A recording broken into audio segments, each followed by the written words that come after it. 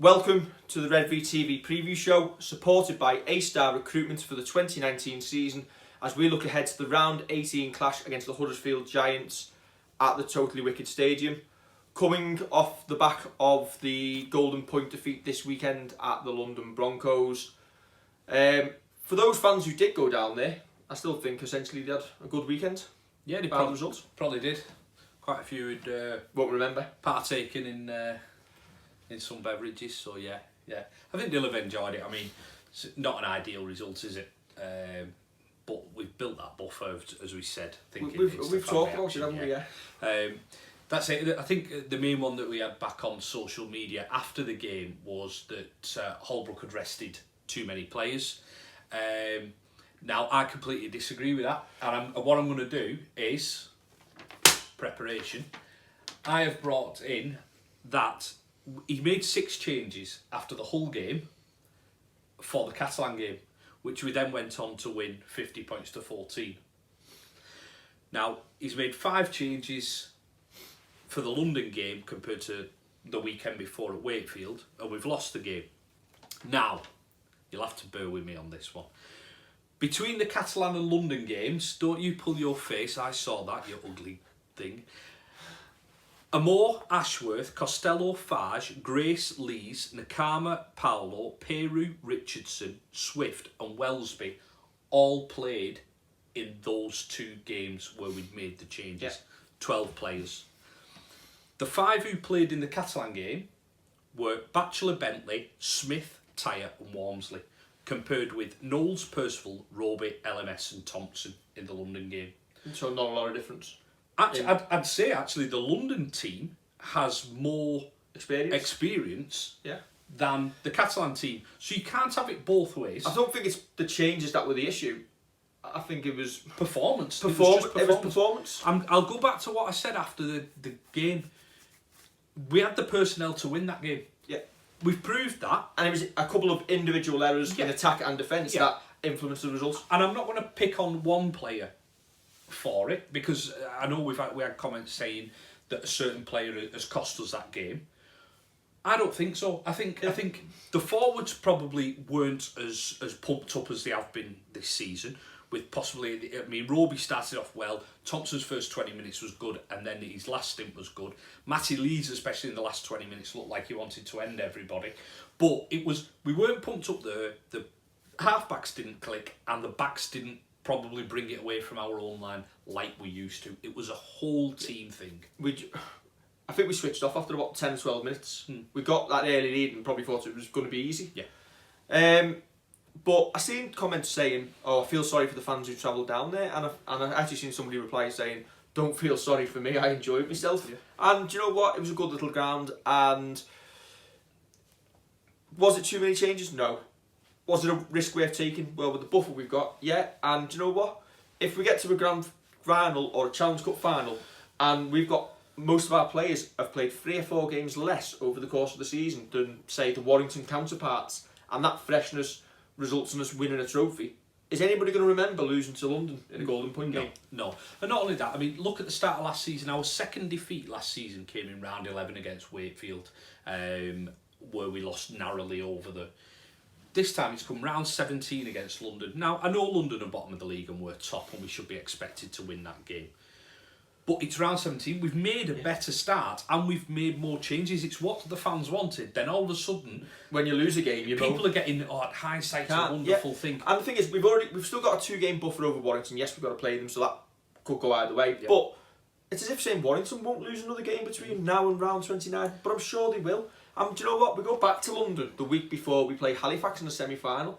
I'd rest a lot of them. I'd rather go full strength against Halifax and make sure we put a big score on them with Agent Marshall. Yes. Who we will come on to. Sean Long departs this week. Many fans saying, "I can't believe he's gone. I didn't think he'd ever go." Well, he's only been back a couple of years. He's left once, yeah. He went to Hull as a player. He's coached at Wigan. He's coached at Salford. What's the impression you get of that situation? From my personal view on it, as I look at it and think, he's the assistant coach now. The club don't necessarily foresee him as the next head coach of the club, whether that's just based on Long's current standing at the club, or whether we're a bit haunted still by the Kieran Cunningham experience of putting players in position and them coming a cropper. In which case, where's Sean Long got to go in rugby league at this moment in time if the top head coach's jobs aren't available? In which case, go to Union as an assistant and probably he's doubled his money. And at the end of the day, it's a short career. And if he can go to London, get a wealth of coaching experience, potentially end up in the England coaching setup if he does really well, why wouldn't you? It's a no-brainer for me. And there's always the potential in the future with a breadth of experience to come back to the club. Yeah, or he could promise Wigan he's going to coach him and then pull out of that deal. No, I agree with that, and I don't know. You read too much into it and you think that Justin Holbrook's contract situation is going to be extended by the club, or the club have earmarked the next head coach? It's not Sean Long. If it is going to be Justin Holbrook and it's another 2 or 3 years, does Sean Long kind of want to change from his situation? And this job at Harlequins has come up, as you said. It's probably better money for him. It's a new experience. It gives him another thing on his CV, another line on his CV. He'll learn new structures. He'll be able to take that into rugby union, make rugby union better. And he has coached in Union before at Oral as well. Let's not forget. And then he can potentially come back into league as a head coach's job, or he might find himself like the likes of Sean Edwards and Andy Farrell and the likes have gone over to Talking Union. like a toff. And I can't see Sean Long talking like a toff, can you? It's Long, he'll always be an orphan. All that said, like, people talk about, Paul Wellens nailed on, we're grooming him for a head coach. Are we? On what? On why? Why is that an automatic? Because he's Mr. St. Helens. Has anybody asked Paul Wellens whether he does want to be the head coach? You wonder, because essentially we had a club legend in Kieran Cunningham. He was a world's greatest hooker at the time, fantastic servant to the club, got to statue outside. It's often said that the only thing that a coach ends up doing is getting sacked. So, and then Cunningham's lost his association with the club, which is quite sad, really. It is sad, yeah. Does Paul Wellens want to be in that position where he could potentially have a job for life in the backroom coaching staff? Whether he's got more ambition, he probably has. But has anybody had to ask Paul Wellens whether he actually wants to be the head coach of this side? Well, I don't know. Exactly. So everybody's is the simple as pretending they know and they don't. And neither do we. We can't just get hung up on the fact that Kieran Cunningham is a club legend. Not was, is a club legend, and his coaching career didn't go the best, so we should never ever recruit a head coach from within the club. But what I want to see, and I'll mention his name, Sean Wayne. I want to see the Sean Wayne progression for the likes of the next coach. If that's what they want to be. If that's what they want to be. So you start off with the young lads, you like 16s, 19s, reserves if it comes up, assistant coaching. I know he's an assistant coach now, but be a head coach at an age grade.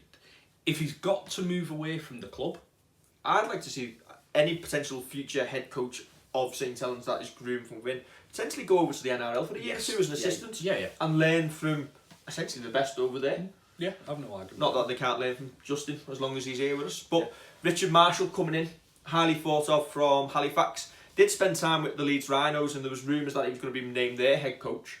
But why would you want to be their head coach when he could be an assistant with St. Helens? Well, he's been assistant at Warrington as well, or he came through the ranks at Warrington at least.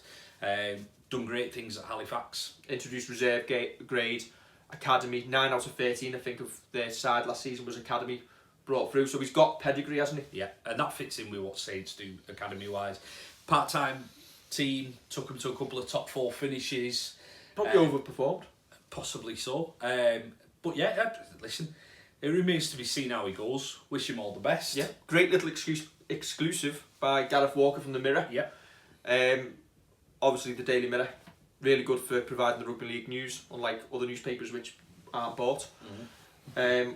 But that's their problem. And it's a good, it's possibly a good appointment before the Challenge Cup semi-final as well.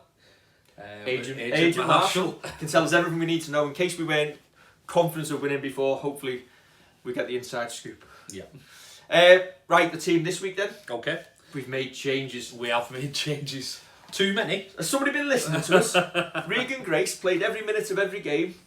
I'd leave Swift in this week and give him a rest. I said. Fair enough. I've been right. Fair enough. I've seen. Not often right, but I'm right this time. I've seen a tweet as well, and I think it's tongue in cheek, saying that Grace doesn't need a rest because he won't get a pass off Percival. It must be tongue in cheek because our last 2 tries that we've scored have been Grace giving it to Percival and then Percival giving it to Grace. Yeah. So the partnership just isn't in question. I'm guessing it's tongue in cheek. I hope it is. Yeah, I think it is. But yeah, rest of the changes? Yeah, well, all 4 changes coming back in: Lomax, Makinson, Walmsley, Tyre and Smith. We knew Aaron Smith was obviously going to come in because James Roby has had an operation. As mentioned last week. Matty Lees, Regan Grace, Danny Richardson and Jack Wellsby are the ones missing out. Yeah, I've seen a couple of tweets about Danny Richardson dropping out saying, oh, he needs to play, we need him kicking, this comes. Everybody needs to remember now, Lachlan Coote is the kicker of this side and is until the end of the season. It doesn't matter how many times people tweet about putting Danny Richardson for his kicking, that is not going to happen. Who would you choose as a winger? Jamie Foster or Regan Grace? There you go. Exactly. Listen, nobody haircut to be better than nobody covered themselves in glory after the London game. It was tough trying to pick a man of the match for the London game. I know Danny Richardson pinged that one from touchline, but he missed an area kick that was just a tiny little bit further in. So it wasn't automatic either. No, but it's one of them. Nobody covered themselves in real glory after that.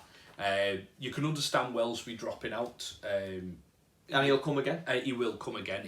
And to be fair, to be honest, it's not his preferred position anyway. Yeah, it's probably a good kick up the backside, not for Wellsby, for the whole team. Yeah. That we've lost that game and we can't take games for granted. No. Wellsby will learn from their mistakes. You can absolutely guarantee that. You've got to make their mistakes Yes. to become better. Yeah. Exactly. Nobody's ever come through and not made mistakes. And do you know what? I'd rather him make mistakes in a side when we're 6 points clear at the top of the table or 4 points clear at the top of the table than be thrown in at the deep end if Lachlan Coote gets injured the week before the grand final and you play Wellsby and who's never played there before. It's and then quite philosophical about it. Going into the halves with Richardson, I mean, neither Danny Richardson nor Theo Fage were kind of, I don't know, dominant as a half. Yeah. On Sunday, so I mean, either of them could have been unlucky to drop out, but it's Theo's shirt. Theo's the one in form when you compare the two of them. And the Fage and Lomax combination, it works. Hasn't lost the game. Yeah, exactly. I mean, I would still go back to saying that Danny's probably the more natural 7 out of the 3 of them, but he needs to back that up with performances now. And it shows glimpses. Yeah, and Sunday was an opportunity to do that, and you have to say, as a team, as an individual, it wasn't taken by anyone really. No, it wasn't. No. That said, decent run down to London. I enjoyed the stadium. Yeah, I mean, it was a real mixed bag from people about the stadium. Some were saying it wasn't fit for purpose. Listen, it had 2 stands with a roof at either end, 3 stands with a roof, one at the side. More than some Super League hands. Yeah, but you can understand it. I enjoyed it. Enjoyed going to a new stadium. Good crack. Plenty of decent London fans. Yeah, and we had very posh area. Yeah, we had quite a few Southern Saints come and find us. Obviously, Bristol, South Coast. We were chatting to a couple from London, Henley on Thames. Yeah, didn't realise there were so many who watched us. Yeah, exactly.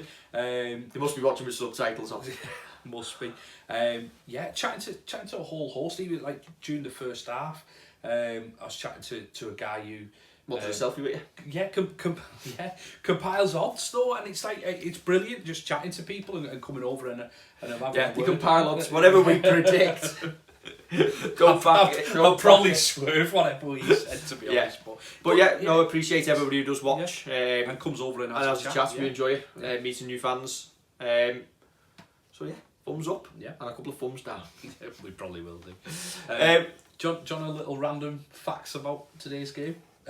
Friday's game. It's going to rain. No. That's a fact for you.